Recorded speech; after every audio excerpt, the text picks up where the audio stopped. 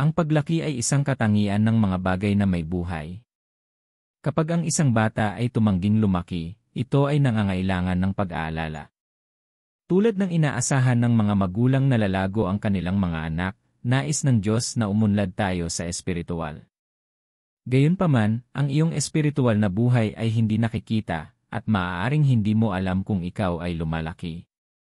Iyon ang dahilan kung bakit ang ilang mga karakter at kilos ay mga payo sa espiritual na kapanahunan. Naisip mo ba kung ikaw ay nasa tamang landas sa iyong espiritual na paglalakbay? Sa video na ito, tatalakayin natin ang 7 palatandaan na nagpapahiwatig ng espiritual na kapanahunan. Gagabayan din kita sa proseso na magbibigay daan sa iyong lumago at maging mature sa espiritual.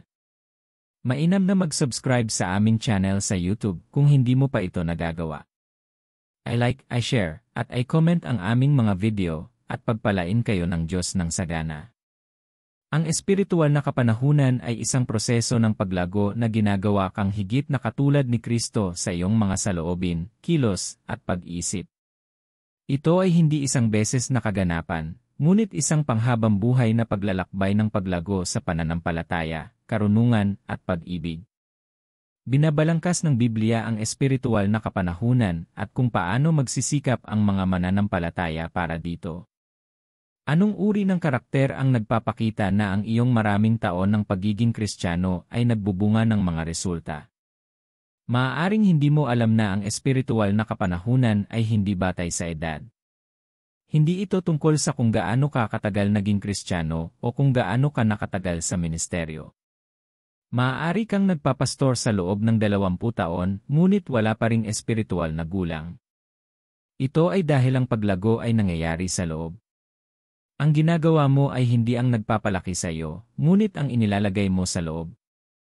Ang isang bata na hindi kumakain ng maayos ay magkakaroon ng bansot sa paglaki at magkakaroon ng karamdaman. Hindi mahalaga kung gaano siya maglaro o tumakbo sa paligid. Ilang sandali pa ay hihina na siya at magkakasakit. Ganito talaga ito sa iyong espiritual na paglalakad kasama ang Diyos. Kung huminto ka sa pag-inom ng wastong espiritual na sustansya, ikaw ay mahihina sa espiritual at magkakasakit at maaaring mamatay sa espiritual kung hindi gagawin ang pangangalaga. Maaaring hindi mo makita ang mga palatandaan ng espiritual na kahinaan o karamdaman tulad ng nakikita mo ang mga palatandaan ng pisikal na kahinaan. Ngunit ang Diyos, sa Kanyang karunungan, ay nagbigay sa amin ng wastong kaalaman tungkol sa mahalagang espiritual na paksang ito, na ibabahagi namin sa iyo sa video na ito. Bigyang pansin ang 7 senyales na ito at alamin kung ikaw ay espiritual na mature. Bilang isa, namumunga ka ng mga bunga ng espiritu. Ito ang pinakapangunahing palatandaan na ikaw ay lumalaki at nagiging espiritual na mature. Ang isa sa mga palatandaan na ang isang halaman ay ganap na lumaki ay ang kakayahang mamunga. Ang isang halaman na hindi namumunga ay maaaring may depekto o kulang sa tamang sustansya. Ang isang mananampalataya ay tulad ng isang halaman sa hardin ng Diyos na dilig, pinalusog, at pinutol upang patuloy na mamunga. Sinabi ni Jesus sa kanyang mga disipulo sa Juan 15:1 at 2, "Ako ang tunay na puno ng ubas, at ang aking Ama ang hardinero." Pinuputol niya ang bawat sanga sa akin na hindi namumunga, habang ang bawat sanga na namumunga ay pinuputol niya upang ito ay lalong mabunga. Sa pamamagitan ng pagtubos, tayo ay inihugpong kay Kristo. At inaasahan ng Diyos na ang sinumang konektado sa puno ng ubas ay magiging mabunga. Ibig sabihin, bilang isang mananampalataya o isang Kristiyano, nais ng Diyos na makatiyak na hindi niya sinasayang ang kanyang mga mapagkukunan sa iyo.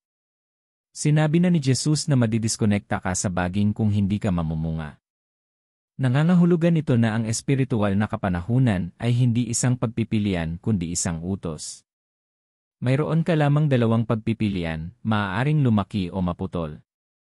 Naniniwala akong hindi mo gusto ang huling opsyon. Anong uri ng bunga ang inaasahan mong ibunga bilang isang Kristiyano? Binigyan tayo ni Apostol Pablo ng 9 na bunga ng Espiritu sa Galatia 5:22 at 23. Ngunit ang bunga ng Espiritu ay pag-ibig, kagalakan, kapayapaan, pagtitiyaga, kabaitan, kabutihan, katapatan, kahinahunan at pagpipigil sa sarili. Laban sa gayong mga bagay ay walang kautusan. Kung tungkol sa Diyos, ito ang mga karakter sa buhay ng isang Kristiyano na nagpapakita na ikaw ay isang tunay na Kristiyano. Ito ang mga prutas na nagpapahiwatig na ikaw ay talagang lumalaki at positibong nakakaapekto sa iyong mundo para kay Jesus. Nais ng Diyos na mahalin mo ang Panginoon mong Diyos ng buong puso at lakas. Nais niyang mahalin mo ang iyong kapwa gaya ng pagmamahal mo sa iyong sarili. Ang pag-ibig na ito ay may tatlong dimensyon at kailangan mong balansihin ang mga ito. Ang pagpapakita ng iyong pagmamahal sa Diyos sa pamamagitan ng iyong pangako at debosyon sa gawain ng Diyos ay mabuti. Gayunpaman, nais ng Diyos na ipaabot mo rin ang pagmamahal na iyon sa iyong kapwa. Sa katunayan, hindi ma-appreciate ng Diyos ang iyong dedikasyon sa Kanya kung pagmamaltrato mo ang iyong kapwa. Alalahanin ang talinghaga ng mga tupa at kambing. Nilinaw ni Jesus na anuman ang ginagawa mo para sa iyong mga kapatid, hindi mo direktang ginagawa ito para sa Kanya.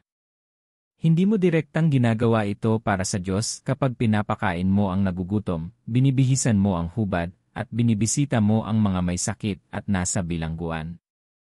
Minamahal mo ang Diyos at ang iyong kapwa ng sabay. Ang kagalakan at katuparan na nakukuha mo mula sa pagmamahal sa iba ay ginagawang mas mahal mo ang iyong sarili. Minsan, kapag hindi mo naapektuhan ng iba, hindi ka nasisiyahan sa iyong sarili, na ginagawang galit ka sa iyong buhay.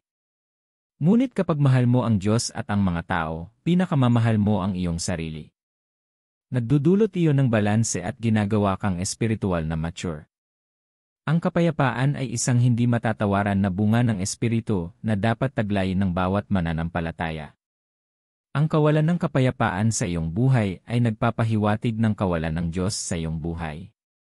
Ito ay dahil si Jesus ang prinsipe ng kapayapaan. Tandaan na ang kapayapaan ay hindi ang kawalan ng mga problema, ngunit ang pagkilala sa kataas-taasang kapangyarihan ng Diyos sa gitna ng mga hamon. Ito ay nagpapatahimik sa iyo at nagtitiwala sa Diyos dahil naniniwala kang malapit nang matapos ang sitwasyon. Ang kagalakan ay isa pang bunga ng espiritu na nagpapakita na ikaw ay espiritual na mature. Dapat kang laging magalak sa Panginoon anuman ang sitwasyon sa paligid mo.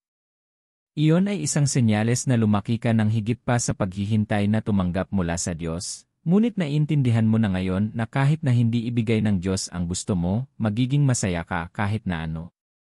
Ang pagtitiyaga o pagtitiis ay ang kakayahang maghintay para sa mga pagpapala, tagumpay, at mga himala ng hindi ikokompromiso ang iyong mga pamantayan. Kung mabilis kang sumuko o madaling magalit at mawawala ng gana kapag may bagay na hindi napupunta sa iyong paraan, kung gayon marami ka pang mararating sa iyong espiritual na kapanahunan. Ang kabaitan ay kailangan sa buhay ng bawat mananampalataya. Hindi ka maaaring maging masama sa mga nangangailangan ng tulong at tawagin ang iyong sarili na isang mature na Kristiyano. Dapat kang maging mas mabait at makiramay sa iba para maging mature sa espiritual. Ikaw ay espiritual na mature kung kilala ka sa pagiging mabuti sa mga tao. Mapagkakatiwalaan ka ba?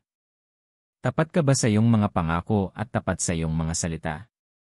Ang bunga ng katapatan ay isa sa mga hindi mapag-usapan na patunay na ikaw ay talagang espiritual na mature.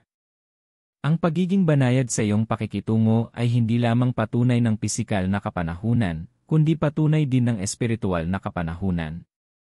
Ang isang bata ay kumikilos ng walang kabuluhan, ngunit ang isang may sapat na gulang ay tila higit na binubuo sa kanyang pag-ugali. Ang kahalagahan ng pagpipigil sa sarili bilang isa sa mga bunga ng espiritu ay hindi maaaring labis na bigyang diin.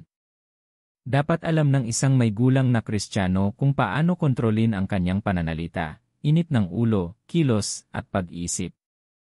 Ang pagiging hindi nababantayan sa iyong pag-ugali ay isang pag-ugali ng bata. Huwag hayaang kontrolin ka ng iyong gana sa tao. Maging bahala sa iyong gana. Ang isang may gulang na Kristiyano ay may damdamin, gaya ng nararamdaman ng iba, ngunit hindi niya hinahayaang kontrolin siya ng kanyang damdamin. Alam niya kung paano kontrolin ang kanyang emosyon at gawin lamang ang kinakailangan. Napag-usapan natin ng husto ang siyam na bunga ng espiritong ito dahil isa ito sa pinakamahalagang patunay na lumago ka sa iyong pananampalataya. Gayunpaman, ang pamumunga ng mag-isa ay hindi nangangahulugan na ikaw ay matatag sa iyong espiritual na paglalakbay. Ipagpatuloy natin ang iba pang mga palatandaan na nagpapakita na ikaw ay espiritual na mature. Pangalawa, mabilis kang magpatawad at mahirap masaktan. Ito ay isang karakter na maaaring mahirap hanapin sa buhay ng isang immature na Kristiyano. Maraming Kristiyano ang nagtatanim ng sama ng loob, nagkikimkim ng mga pasakit at pait sa kanilang mga kapwa Kristiyano. Nagagalit sila sa maliit na maling pag-ugali, kahit na ito ay isang pagkakamali. Ipinagmamalaki nila ang pagsasabing hindi nila kinukonsinti ang mga bagay na walang kapararakan, na hindi isang makadiyos na bertud. Nais ng Diyos na mabilis kang magpatawad sa bawat kawalang katarungang nagawa laban sa iyo. Totoo na napahiya ka at ikinahihiya mo ang iyong sarili, ngunit nais ng Diyos na patawarin mo ang taong iyon anuman. Alam mo ba kung gaano hinamak si Jesus sa panahon ng kanyang mga pagsubok at pagpapako sa krus? Hindi siya nagkasala sa lahat ng akusasyon sa kanya, ngunit niluraan nila siya, tinutuya, ininsulto, hinampas ng magkahiwalay, at ipinako sa krus. Ano ang ginawa niya sa kanila? Talagang wala. Sinasabi sa atin ng Lucas 23:34, sinabi ni Jesus, Ama, patawarin mo sila, sapagkat hindi nila alam ang kanilang ginagawa. At pinaghati-hati nila ang kanyang mga damit sa pamamagitan ng palabunutan. Sa kabila ng lahat ng kanyang pinagdaanan, pinatawad niya sila at nanalangin sa Diyos na patawarin sila, mga nag-aakusa sa kanya. Iyan ang inaasahan niyang gagawin din ng bawat Kristiyano. Ang isang espiritual na may gulang na Kristiyano ay dapat na maunawaan ang katangian ni Jesus sa kanilang pang-araw-araw na buhay. Nilinaw ni Jesus na darating ang mga pagkakasala, ngunit hindi mo dapat hayaang iyon ang iyong tutukan. Maging handang magpatawad bago pa man dumating ang pagkakasala. Maging handa na huwag pansinin ang maliit at malalaking pagkakasala alang-alang kay Jesu Kristo. Ang isang bagay na maaaring hindi mo alam ay ang pagpapatawad ay higit na nakikinabang sa iyo kaysa sa nakikinabang sa taong nanakit sa iyo. Napatunayan ng siyentipikong pananaliksik na ang kapaitan ay isa sa mga makabuluhang sanhi ng sakit sa puso, lalo na ang mataas na presyon ng dugo. Kung patuloy na lumalakas ang tibok ng iyong puso kapag nakita mo ang taong nanakit sa iyo, magugulat ka sa pinsalang gagawin mo sa iyong pisikal, mental, at espiritual na kalusugan. Minamahal, hindi ka mature sa espiritual kung nagkikimkim ka pa rin ng anumang kasamaan sa iyong puso laban sa sinuman. Hindi mahalaga kung ano ang kanilang ginawa. Ang isang taong nakaugat ng husto kay Kristo ay dapat na makawalang bahala sa anumang pag-aalboroto alang-alang sa kanilang pananampalataya. Ang isang tunay na tanda ng espiritual na kapanahunan ay ang pagpapatawad. Numero ng 3, ikaw ay pare-pareho sa iyong Kristiyanong paglalakbay. Sinasabi sa atin ng Biblia sa Juan 15:16, Hindi niyo ako pinili, ngunit pinili ko kayo at hinirang ko kayo upang yumaon at mamunga ang bunga na magtatagal. At ibibigay sa inyo ng Ama ang anumang hingin niyo sa aking pangalan. Nakikita mo ba kung paano binigyang diin ni Jesus ang bunga sa kasulatang iyon? Partikular niyang binanggit ang uri ng prutas na ninanais niya mula sa bawat Kristiyano, at iyon ang uri ng prutas na tatagal. Ito ang prutas na kayang tiisin ang pagsubok ng panahon. Nangangahulugan ito na ang pamumunga ay hindi sapat. Gaano ka pare-pareho ang iyong mga prutas? Namumunga ka ba ngayon at tumatangging mamunga sa susunod na araw? Madali ka bang masiraan ng loob na mamunga kapag hindi paborable ang mga pangyayari? Mabait ka lang ba sa mga tao kapag alam mong may makukuha kang kapalit? Mahal mo ba ang mga tao dahil mahal ka nila pabalik o mabait sila sa'yo? Ikaw ba ay isang makatarungang panahon na Kristiyano? Ang mga immature na Kristiyano ay gumagawa lamang ng mabuti kapag gusto nila ito o kapag may nanonood sa kanila para palakpakan sila. Ang kanilang katuwiran ay para lamang sa pampublikong palabas. Walang malalim sa kanila. Ang kanilang liwanag ay kumikislap hindi matatag at maliwanag.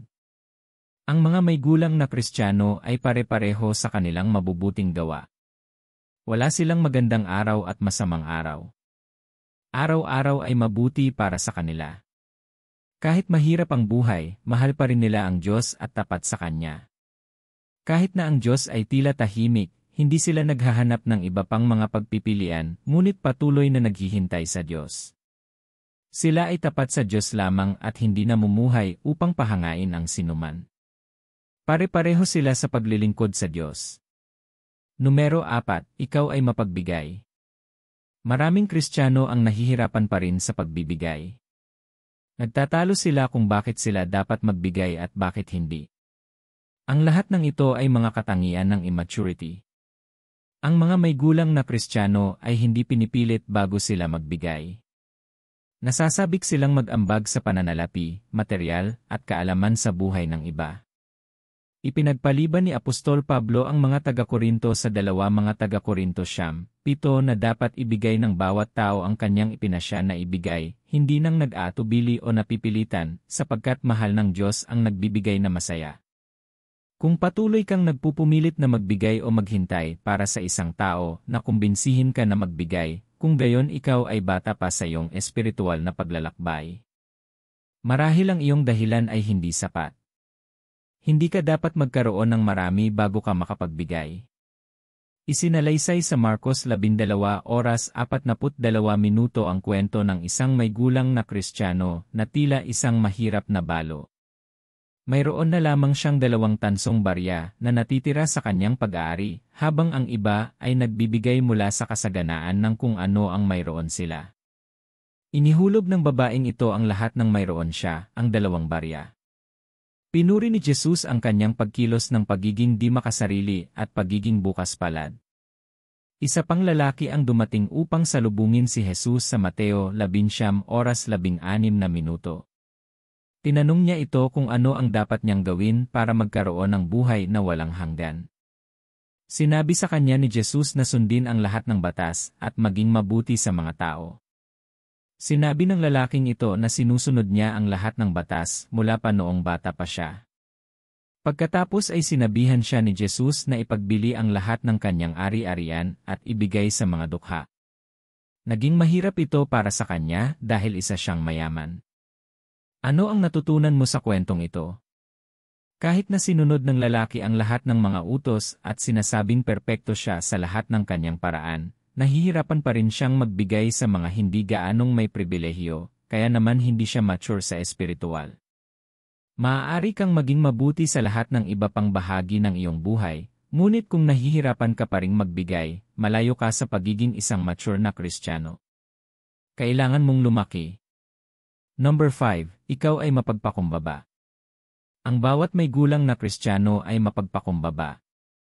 Ang pagiging mature sa espiritual ay hindi nangangahulugan na ikaw ay magiging mataas ang ulo at magarbo kapag nakikipag-ugnayan sa mga tao. Kahit na ikaw ay isang pinuno o nasa anumang posisyon ng otoridad, ang pinagkaiba mo sa mga makamundong pinuno ay ang iyong pagpapakumbaba at pagiging hindi makasarili. Ang mga bilang 12:3 ay nagsasabi, ngayon si Moises ay isang napakahamak na tao, higit na mapagpakumbaba kaysa sinuman sa balat ng lupa. Si Moses ay isa sa mga pinakadakilang pinuno sa lahat ng panahon. Gayunpaman, kinilala ng Biblia ang kanyang kababaang loob. Siya ay hindi kailanman naging mapagmataas o mapagpakumbaba sa mga tao ng Israel. Siya ay masunurin sa mga utos ng Diyos. Pinakinggan niya ang mga reklamo ng mga tao, sa kabila ng pagiging napakabigat at pabigat ng mga ito. Kahit na pinayuhan siya ng kanyang biyenan sa pagharap sa mga Israelita, hindi niya kailanman tinanggihan ang kanyang payo. Hindi niya ipinakita ang kanyang sarili na higit sa lahat, kahit na siya ay mas mataas. Iyan ang tunay na ugali ng isang may gulang na Kristiyano. Kapag lumaki ka na at naging matatag sa espiritual, hindi ka magagalit kapag itinutuwid ka ng mga tao. Hindi mo mararamdaman na inaatake ka kapag itinuro ng mga tao ang iyong mga pagkakamali. Magpapasalamat ka sa pagwawasto at magsisi. Ang pagmamataas ay isang malalim na senyales na ang isang mananampalataya ay napaka-immature pa. Sinasabi ng Biblia na ang Diyos ay lumalaban sa mapagmataas at nagbibigay ng biyaya sa mapagpakumbaba. Sinasabi rin sa atin ng Kawikaan 16:18 na ang kapalaluan ay nauuna sa pagkawasak, ang mapagmataas na espiritu bago ang pagkahulog. Ang pagmamataas ay ang tanging karakter na magpapababa sa iyo sa bawat lugar ng iyong buhay. Ito ay dahil ang Diyos mismo ay napupuot sa iyo. Kaya hindi ka lalago sa espiritual at mananatili kang hindi pagulang. Yakapin ang pagpapakumbaba at hayaang iangat ka ng biyaya ng Diyos. Siya ay laging naghihintay at naghahanap ng mapagpakumbaba sa puso. Isa ka ba?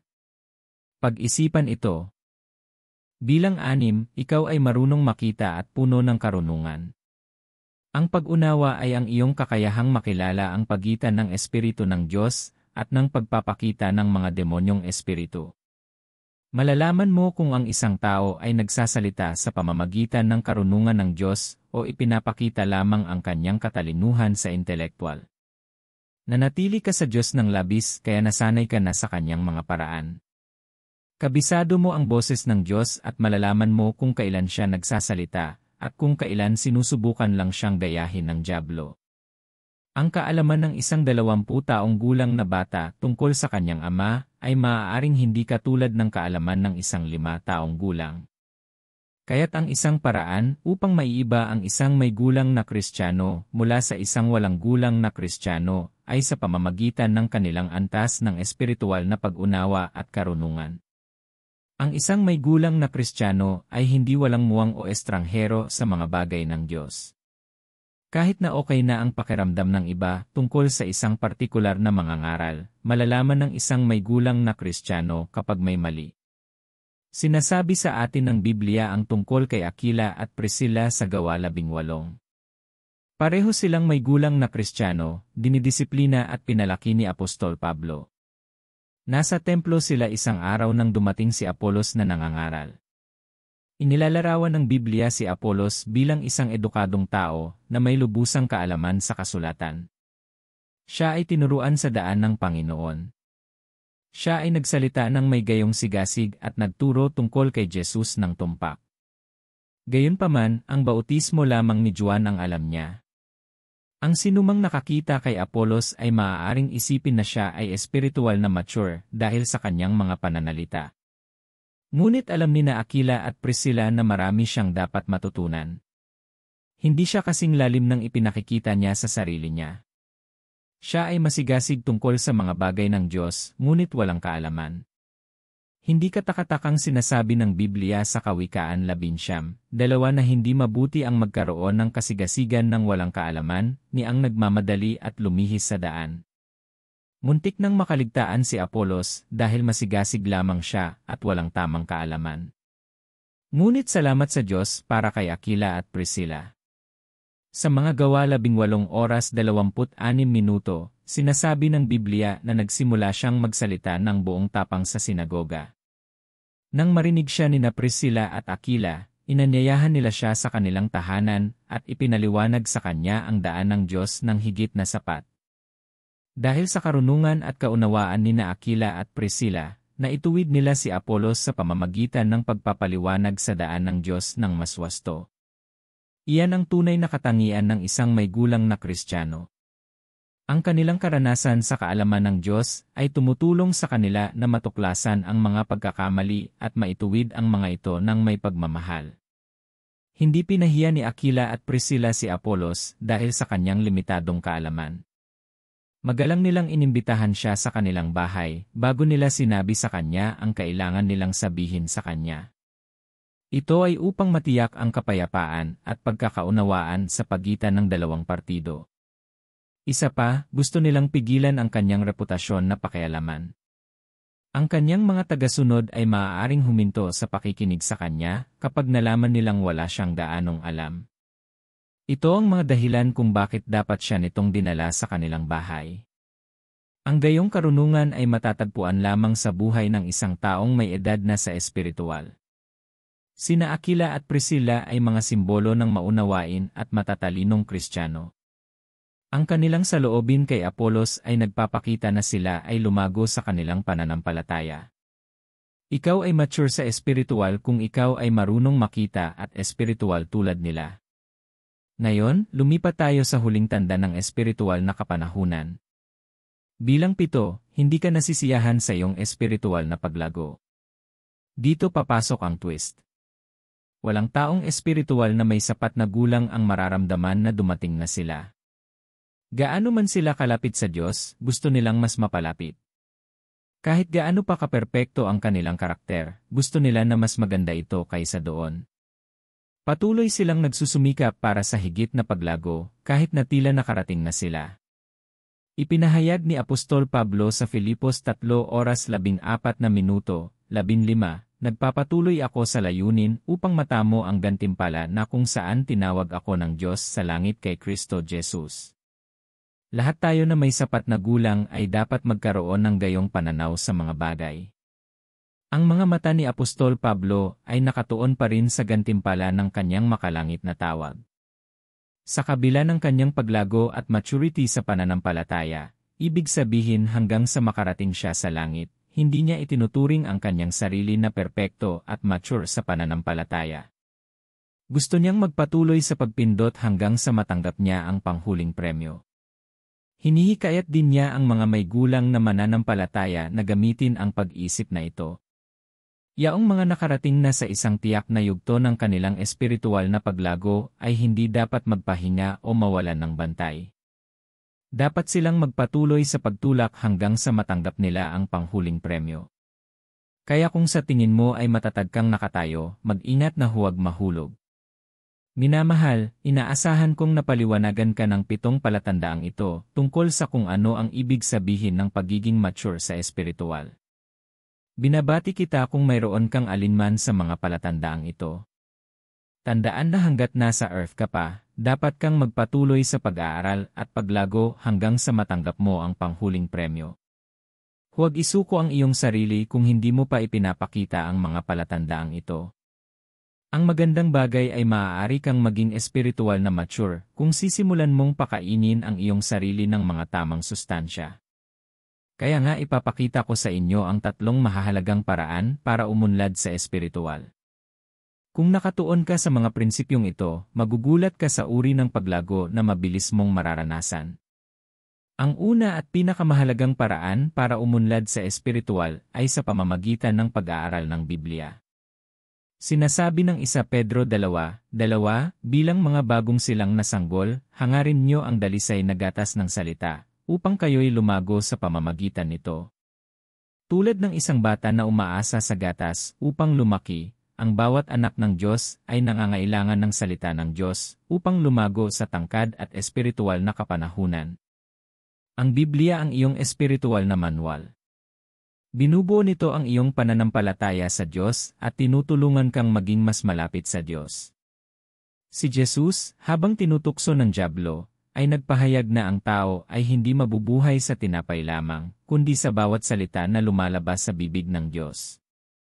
Ang salita ng Diyos ay ang pagkain na nagbibigay sa iyo ng buhay at nagpapalaki sa iyong pananampalataya. Sinasabi rin sa atin ng Hebreo 5:14 na ang matigas na pagkain ay para sa mga nasa hustong gulang, ibig sabihin, yaong, dahil sa paggamit, nasanay ang kanilang mga pandama upang makilala ang mabuti at masama. Kapag mas kumakain ka sa salita ng Diyos, mas nakikilala mo ang mabuti at masama. Iyan ay isa sa mga ebidensya ng espiritual na kapanahunan. Ang pangalawang paraan upang umunlad sa espiritual ay sa pamamagitan ng panalangin. Ang panalangin ay isang pagkilos ng pakikipag-usap sa Diyos. Habang madalas kang nakikipag-usap sa Diyos, sinisimulan niyang buksan ang iyong mga mata upang mas maunawaan ang kanyang mga paraan. Ang panalangin ay nagpapatibay din sa iyo. Ang kapangyarihang labanan ang dyablo at tumayong matatag sa iyong paglalakad kasama ang Diyos ay makakamit lamang sa pamamagitan ng panalangin. Ang isang komunidad ng mga mananampalataya kung saan kayo ay nagsasama-sama ay nagpapangyari sa inyo na may pananagutan at higit na nakatuon sa inyong pananampalataya. Hindi ka maaaring maging espiritual na mature sa iyong sarili, at ang isang malungkot na apoy ay madaling mawala ang kislap nito. Manatili sa isang pamilya ng pananampalataya upang maging matatag at mature kay Kristo. Minamahal, kahit anong gawin mo para maging mature sa espiritual, kung nabubuhay ka sa kasalanan, wala kang makikitang resulta. Ang kasalanan ay parang lason. Anuman ang masustansyang pagkain na iyong inumin, ang isang patak ng isang nakakalason na sangkap sa iyong katawan ay maaaring magdulot sa iyo ng malubhang sakit o maaaring pumatay sa iyo. Bitawan mo ang anumang bagay na ikompromiso mo ang iyong pananampalataya, at matutuwa ka sa antas ng espiritual na paglago na mararanasan mo. Huwag mong hayaang ibaba ka ng dyablo. Manatili sa itaas ng kasalanan. Unahin ang katuwiran at pagpapakabanal. Ang nabubuhay lamang ang maaaring lumago. Kaya kapag nabubuhay ka sa kasalanan, ikaw ay patay sa espiritual, at ang paglago ay isang katangian ng mga bagay na may buhay. Kaya't lumakad sa kabanalan at panoorin ang iyong buhay na sumulong sa espiritual. Manalangin tayo. Salamat, Panginoon, sa aking buhay at sa regalo ng iyong karunungan. Binuksan mo ang aking isipan upang maunawaan ang tunay na kahulugan ng espiritual na kapanahunan at kung paano ko ito makakamit. Dalangin ko ang biyaya na patuloy na lumago at maging matatag sa aking relasyon sa iyo. Dalangin ko ang biyaya na sumunod sa tunay na baging at magbunga ng mabuting bunga. Tulungan mo akong magmahal ng walang pag-aalinlangan. Hayaan akong maging mapagmahal sa aking kapwa, tulad ng pagmamahal mo sa amin hanggang sa ibinigay mo ang iyong bugtong na anak para sa amin. Bigyan mo ako ng kapayapaan sa aking panloob na isipan at tulungan mo akong magtiwala sa iyo kahit sa pinakamagulong sitwasyon. Magagalak ako dahil lagi kang nasa tabi ko at hindi hahayaang manaig sa akin ang kasamaan. Idinadalangin ko na ang biyaya ay maging mas matiisin, mabait, mapagkakatiwalaan, mabuti sa mga tao, maamo, mapagpakumbaba, at may pagpipigil sa sarili. Naway hindi ako makontrol ng aking damdamin, ngunit sumuko sa iyong pamumuno sa lahat ng aking ginagawa. Panginoon, humihingi ako ng biyaya na laging patawarin ang mga nanakit sa akin. Kadalasan mahirap para sa akin na tiisin ang lahat ng sakit mula sa mga tao, lalo na kapag hindi sila nagsisisi. Kaya nga kailangan ko ng tulong mo. Hindi ko ito magagawa kung wala ka, Panginoon. Hinihiling ko na tulungan mo akong maging mas mapagparaya at matyaga sa mga tao. Hinihiling ko ang diwa ng kababaang loob. Alisin ang bawat pagmamataas at pagmamataas na nagpapanatili sa akin na bumagsak sa espiritual. Dalangin ko na tulungan mo akong maging pare-pareho sa aking paglalakad kasama ka. Hindi ko nais na mamunga ng temporal na mga bunga, ngunit mga bunga na tatagal magpakailanman. Tumanggi akong maging isang Kristiyanong may magandang panahon, ngunit isang mananampalataya na mananatili sa tabi mo kahit anong mangyari. O Panginoon, hinihiling ko na ang iyong espiritu ng karunungan ay manahan sa akin ngayon. Sinabi ng iyong salita na mayroong espiritu sa tao, at ang inspirasyon ng makapangyarihan ay nagbibigay sa kanya ng pangunawa. Humihingi ako ng mas malalim na pangunawa sa iyong mga paraan upang makilala ko ang pagitan ng mabuti at masama. Gusto ko ng karunungan na magmumungkahi ng mga solusyon sa mahihirap na bagay at magbibigay daan sa akin na maapektuhan ang aking mundo. Tumanggi akong masiyahan sa aking kasalukuyang espiritual na antas. Nais kong patuloy na lumago sa pananampalataya at pag-unawa. Humihingi ako ng lakas upang patuloy na itulak ang marka ng aking makalangit na premyo. Panginoon, ilapit mo ako sa iyong salita at bigyan mo ako ng pangunawa sa iyong utos. Lubos kong ninanais na maging mature sa espiritual. At alam ko na ang iyong salita ang sustansya na tutulong sa akin sa paglaki. Hinihiling ko ang disiplina sa pag-aaral at ang biyayang tumanggap ng direksyon at mabuting payo mula sa iyong salita. Nakatanggap ako ng biyayang manalangin ng taimtim at bumuo ng espiritual na lakas. Mangyaring idirekta ako sa isang espiritual na komunidad na tutulong sa akin na maging batay sa pananampalataya. Idinadalangin ko na ang biyaya ay managot at maging handang tumanggap ng pagtutuwid upang patuloy akong lumago mula sa biyaya patungo sa biyaya. Hinihiling ko na tulungan mo akong palayain ang bawat kasalanan, na isang laso na sumisira sa lahat ng aking pagsisikap tungo sa espiritual na kapanahunan. Kailangan ko ang iyong suporta sa paglalakbay na ito upang lumago at maging matatag ang aking relasyon sa iyo. Salamat sa pagdinig at pagsagot sa aking mga panalangin. Sa pangalan ni Jesus ako ay nananalangin. Amen. Salamat sa panonood ng video na ito hanggang sa dulo. Pinagpala ka yata. Ay type ang ni Amen sa mga komento. Huwag kalimutang mag-subscribe sa YouTube channel na ito kung hindi mo pa nagawa iyon dati. Ay click ang notification bell para makakuha ng mga update sa tuwing may na-upload na bagong video. Sumainyo nawa ang kapayapaan ng ating Panginoong Hesukristo ngayon at magpakailanman. Amen.